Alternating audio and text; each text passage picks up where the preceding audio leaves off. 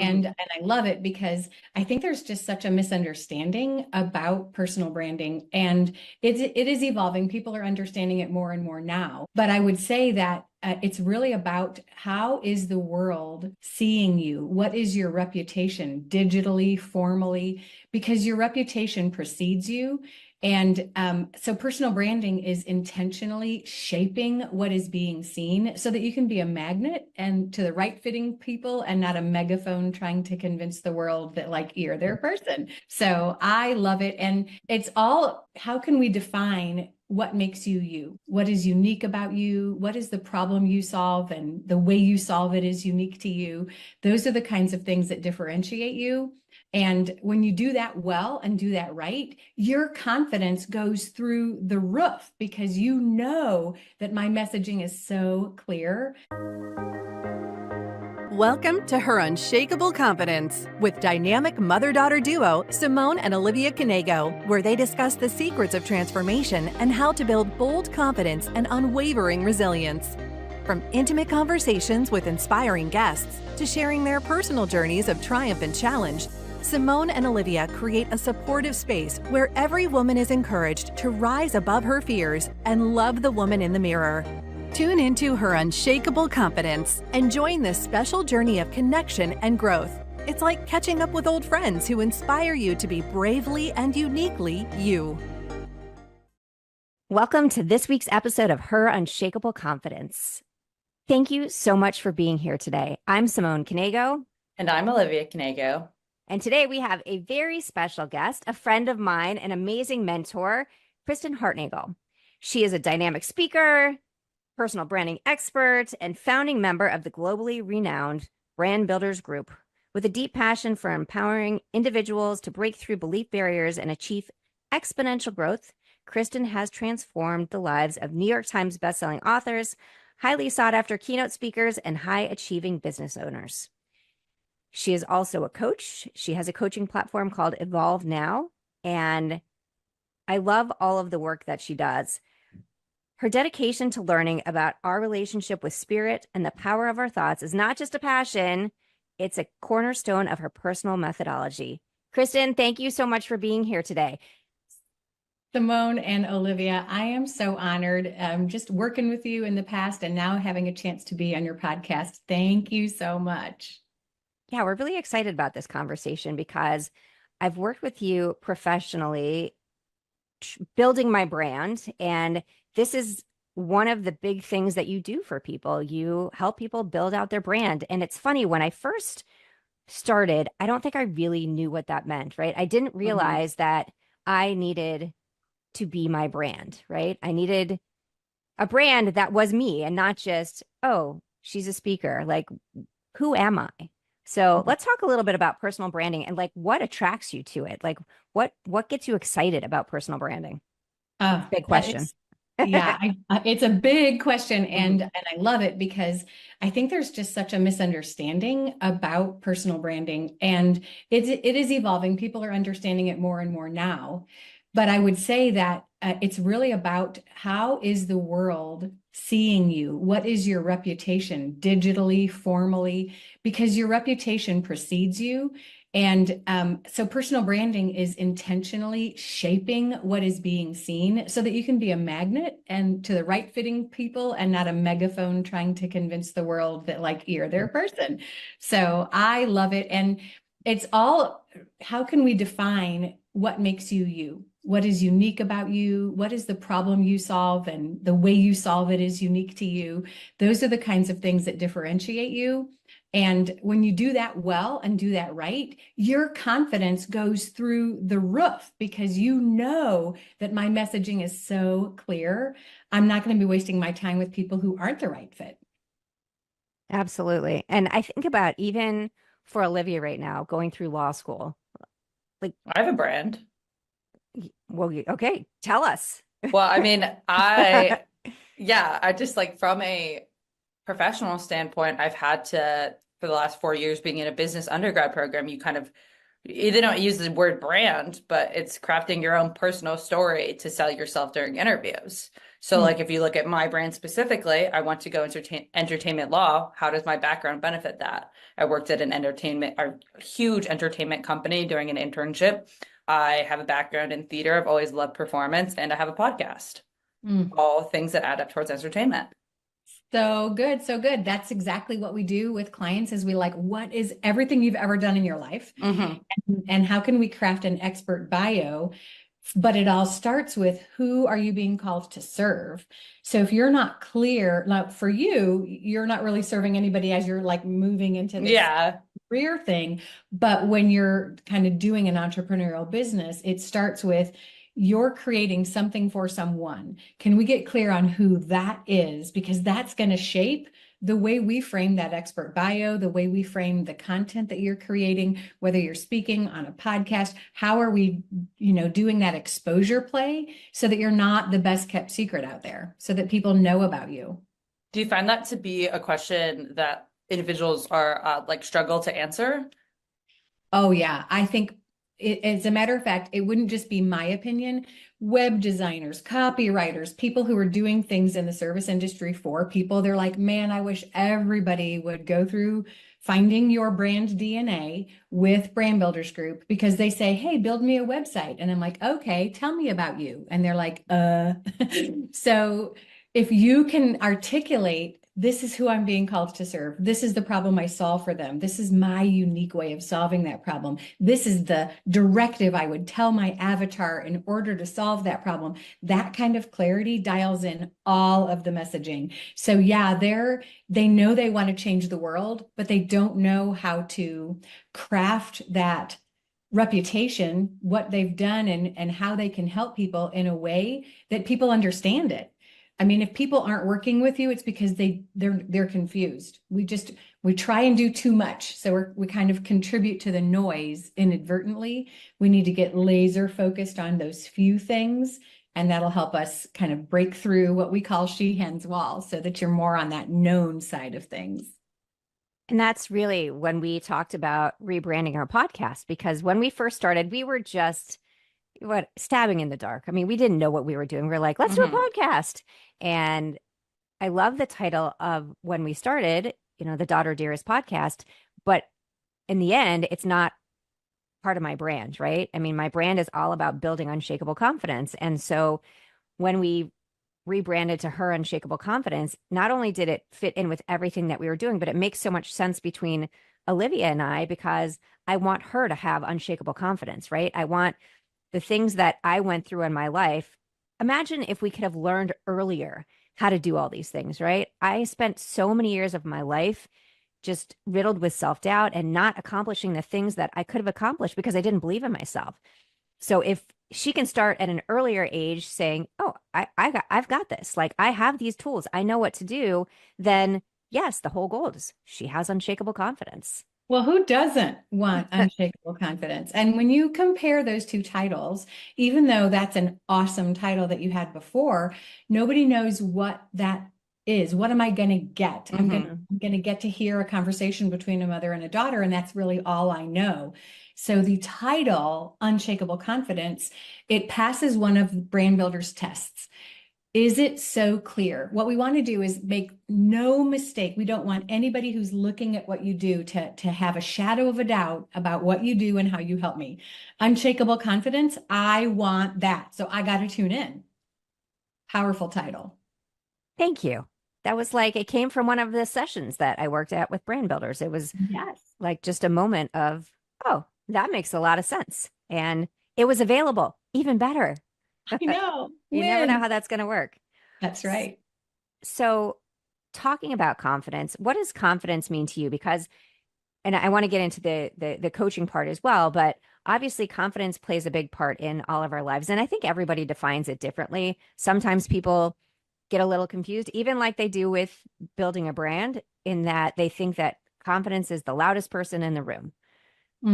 So what does it mean to you? Well, I would say that people who are building a personal brand specifically, they know that they have something to offer the world. And yet they're going to have these crises in confidence because they start to have self-sabotaging beliefs. They start to have imposter syndrome. They start to doubt, like, is anything I'm putting out there worthy of being out there? And if everybody could understand that everybody goes through that, it's just a frequency thing. It's like you could be saying the identical words as somebody else, but somebody can only hear it from you. They're tuned into your frequency. So we really don't, with billions of people on the planet, we don't need to be putting any attention, wasting any energy on what else anybody else is doing. Just be true to yourself and what you have to offer, and articulate that in such a clear way that you're going to attract the people who are the best fit. So confidence to me means knowing yourself. And I would say loving yourself so well that it doesn't really matter what else is going on around you. Unshakable confidence is such a strong self-love that things could be going to hell in a handbasket and you're okay. Your sense of who you are, your sense of identity isn't attached to even what you do. It's who you are. I love that definition. And I really do think that it is so key that when we have those moments, because there's not one person out there that doesn't struggle, right? I mean, we have struggles every day. I mean, Olivia and I were talking right before you got on about like, oh my gosh, all these things that are happening and like keeping everything organized, and it's overwhelming sometimes. But the whole point is to not get overwhelmed. It's to just take them as they come at you and figure out, okay, what strategy can I use to move forward? But when things get really tough, we have a choice in how we want to react, right? We can totally fall apart, or we can figure out how to move forward. And that is what I believe really builds that unshakable part, is moving forward even when it's really hard, even when it's really scary, even when we have no idea what's going to happen. That to me is what makes us unshakable. Oh, it's so true. And part of the deal is if I truly want to live into unshakable confidence, I can't afford to say it has to do with my to-do list getting done. It has to do with what it looks like on the outside as far as these markers of success. It's, have I shown up as myself? Have I given it all I have? And sometimes all I have isn't like this uber ultra performance. It's just, I made it through the day. I mean, people are going through grief. People are going through, things that can sideline them. And confidence comes to, in my opinion, comes from the ability to separate yourself from what's happening, to be the witness of what's happening, and to say, even just a subtle shift, I get to do this instead of I have to do this, is a perspective shifter. And so whenever we're looking at something that we don't like, we have to understand, number one, we're at choice. I can change my mind about this. I can't change the thing, but I can certainly change my mind about this. And so there's processes, there's lots of things that I do in my coaching to just help people get a better perspective so that they can rein that in and not go down that rabbit trail of that overwhelm. So let's talk about more. Let's talk more about the coaching that you offer, and that who do you work with, and what exactly is the goal at the end of your whatever, how, like, what's the goal? When people come to you and say, I need help with this. Yeah. Well, I would say let's put on both hats, because as a brand builder, it's those mission-driven messengers. And typically it's a speaker or an author or an entrepreneur who is creating something new or driving leads to this thing that they've already created. And so what they want is more leads. They want more business. And so they're building a personal brand to grow the people who know about them, because when more people know about them, they've got more people who will eventually convert into clients. And that's coaching, also coaching people through a brand strategy to grow their personal brand. My Evolve Now personal coaching that I do with people, they're usually high achieving women who on paper, their life looks great. And so they feel a little bit guilty because they're like, man, if anybody looks from the outside at my life, I have nothing to complain about, but I'm just not where I thought I would be. There's this level of like, I don't know how to put my finger on it, but it's maybe unfulfillment, dissatisfaction. It's something that just I thought I would be feeling differently or experiencing things differently. And to me, that's a little bit of a misalignment. They might be super successful. They might even have the kids and the house and the marriage, but they haven't really done the thing that fulfills their soul. And so how can we tap into that place?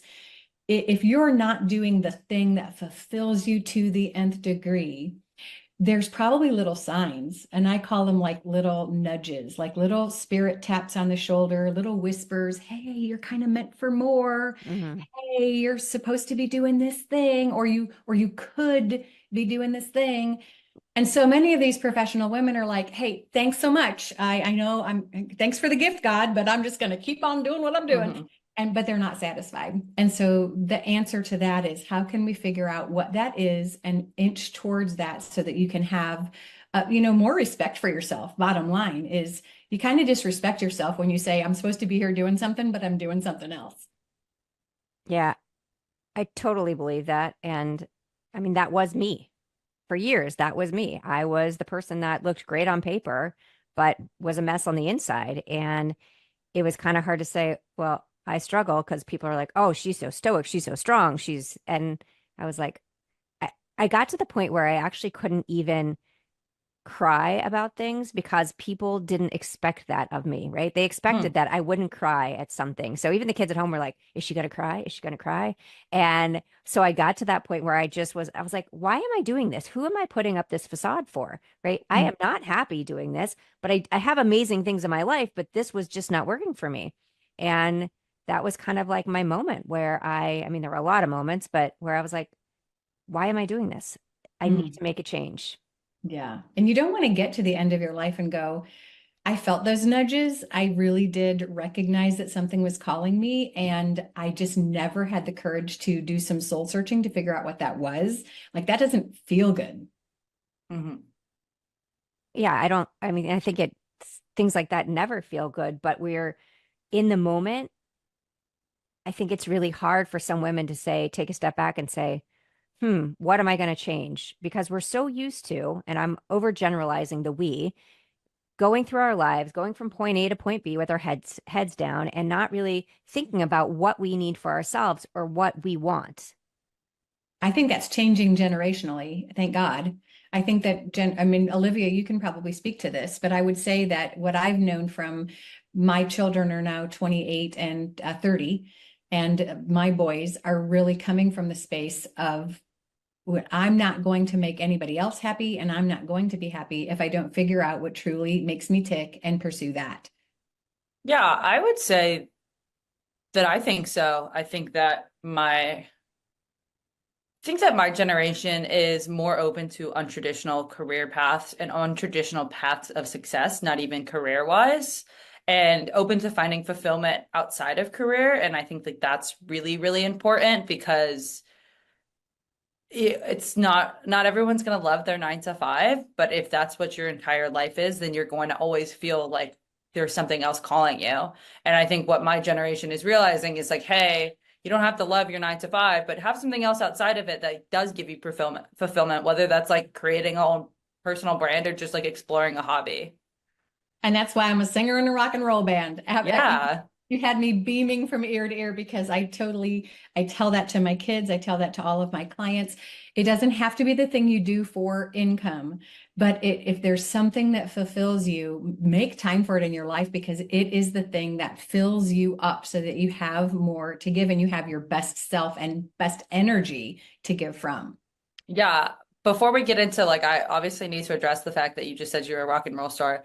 But before we get into that, I think just like on top of that, it doesn't need to be something that's your like main source of income. And it also doesn't need to be something that you want to make into a source of income. You could just like, you don't have to have like a secret motive behind having this avenue of fun. Oh, well, like this eventually is going to be super successful for me. Like it's super successful because you want to be doing it. And that's how you're getting your outlet. Love that. So true. So I Very think back to rock and roll star. Well, I've been a singer all my life. My mom played piano. We all sang around the piano. My sister and I would perform all over the country. And she was the biggest gift to me, because she would take a song that I would write. I would have these downloads of lyrics and melodies, but I couldn't write music. She would arrange them and then take me to the recording studio, and we would make these CDs. And It was just so beautiful. And then I was asked to speak and sing at lots of New Thought churches and spiritual centers. And then that all stemmed from, hey, we love your music. What inspired that song?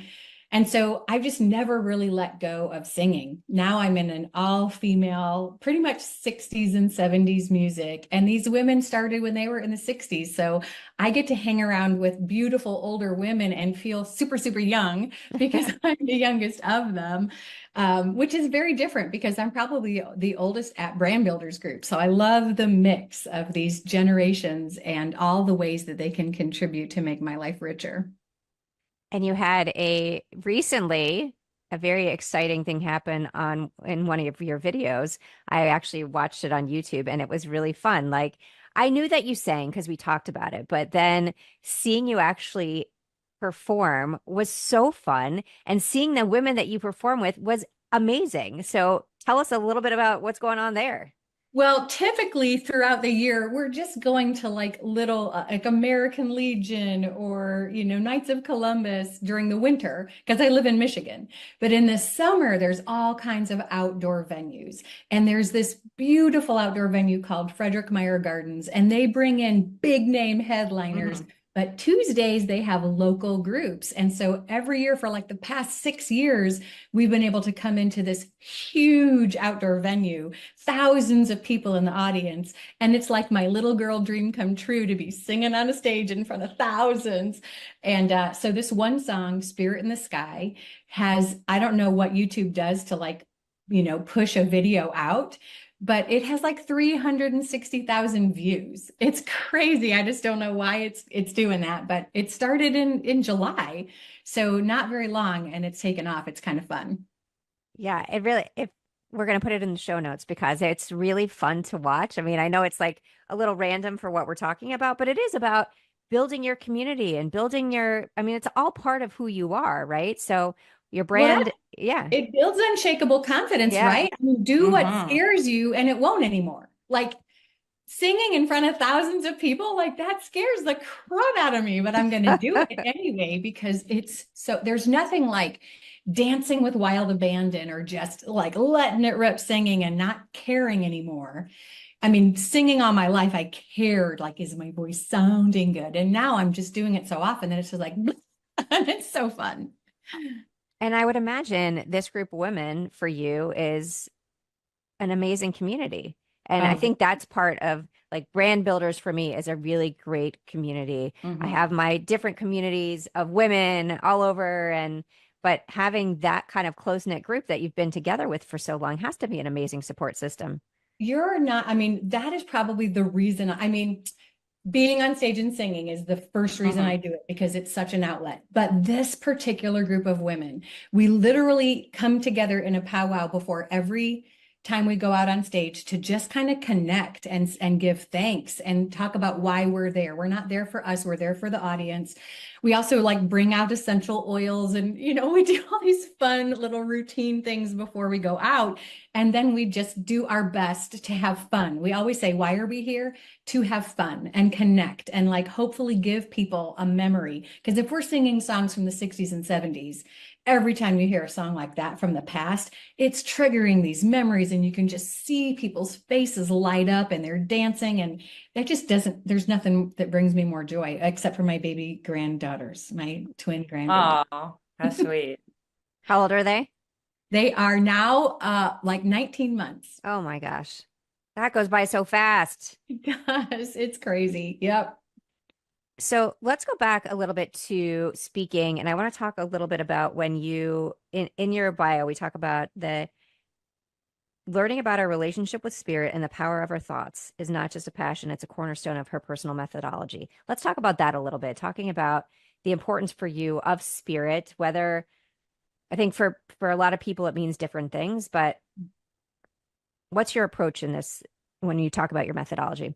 Yeah, well, I want to kind of talk about two different things, like what I do with coaching clients, but you brought up speaking, and I Mhm. think it's a great example because I can get in my own head and worry so much about what I'm going to say that I get in my own way. So I have this prayer that I say before I go out to speak or do a podcast or start with coaching clients. And it's something that somebody else wrote, but it's, I am here only to be truly helpful.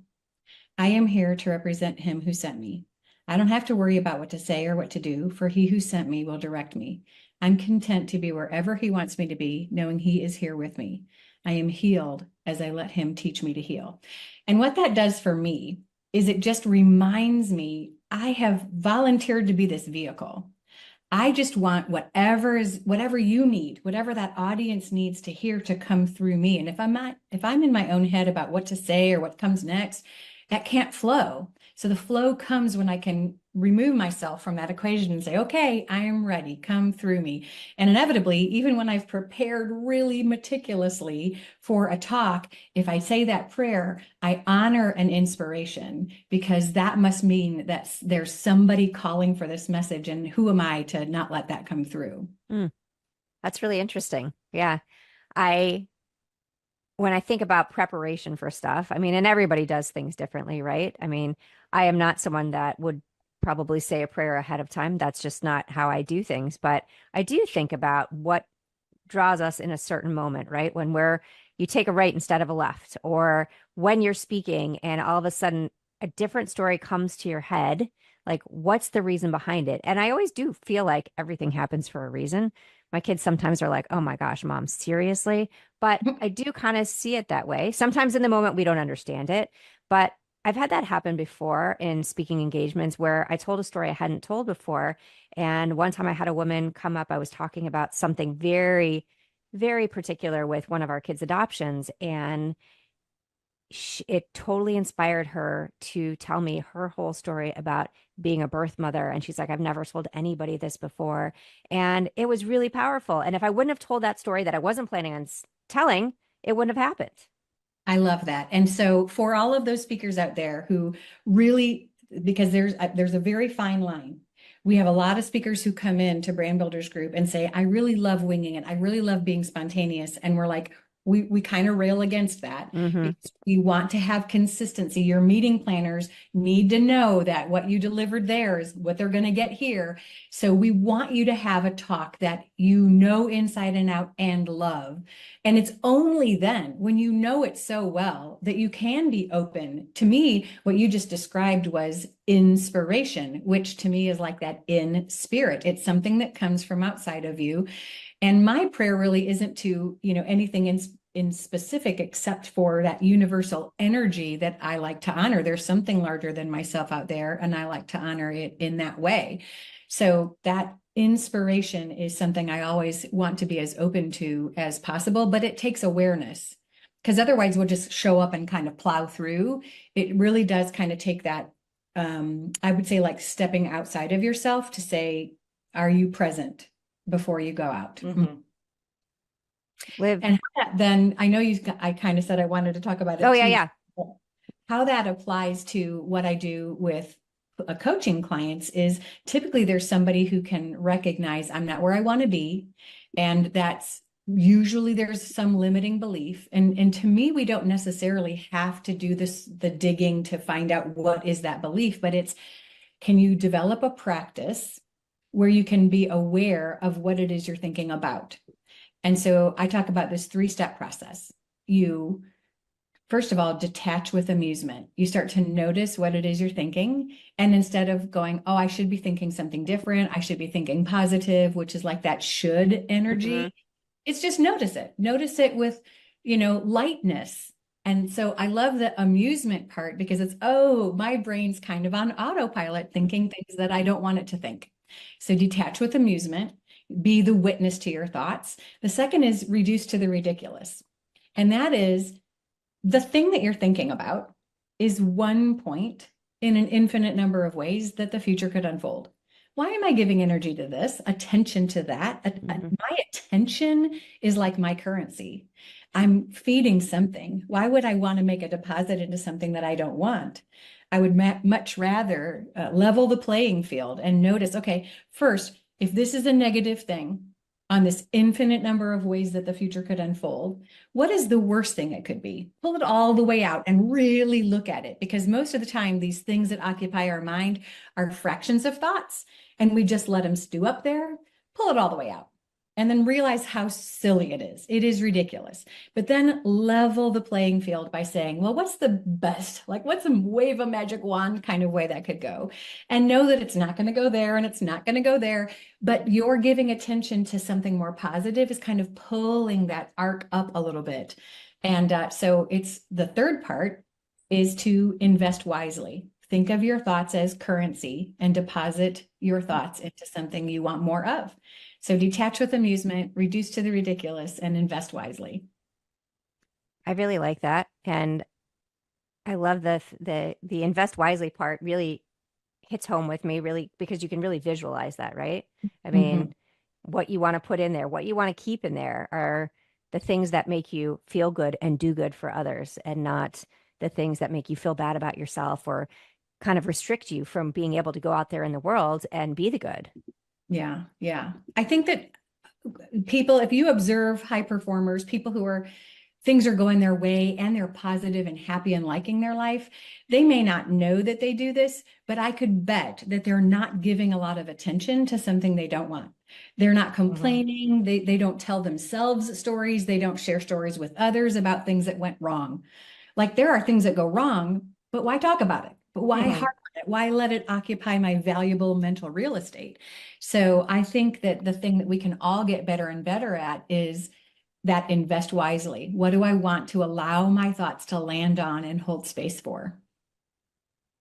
Yeah, I think that's really great advice. And I think it will benefit a lot of people out there when they hear it. Good. What's the hardest thing that you've ever done? I would say leaving a really high paying job. This is one of those circumstances where I had that little tap on the shoulder. And I was like, something happened in the company where the people who I believed in and loved, and the reason I was there, and the people who I reported to and had the biggest connection to were suddenly not there anymore. And that was AJ and Rory at a former company. And I remember thinking, the reasons they're telling me that they're not there don't make sense. They're not true for the people that I know. And so I was telling my husband, I don't think I can stay here.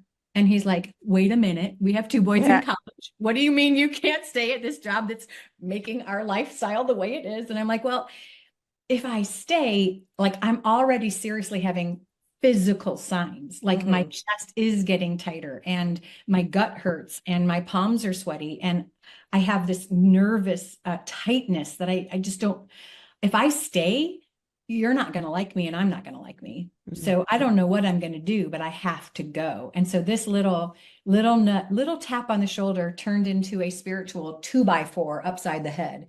It was like, I'm going to remove everything that makes you feel comfortable so that you will know you have to go. So when I was toying with, do I stay? Do I try and make the best of this? It was like so fiercely, no, you have to go.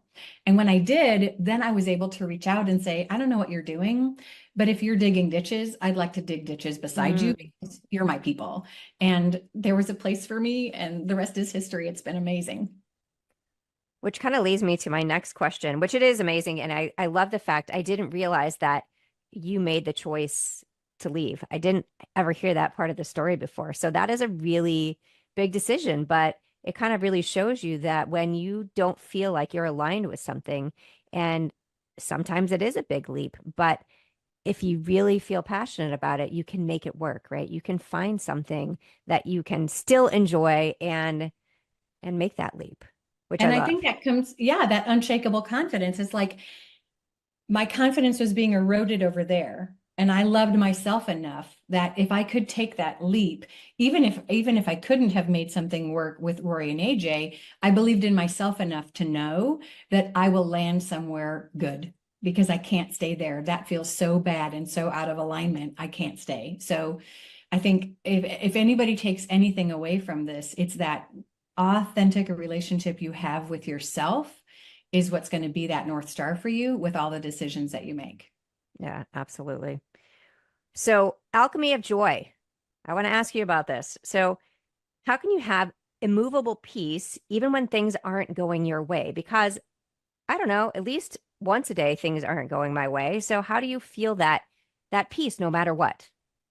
Well, to me, peace is our natural state. Joy is our natural state. And we dampen that or pile things on top of it so that we can almost not feel it, like that light is almost put out when we get made aware of something that isn't going our way. And it happens to everybody.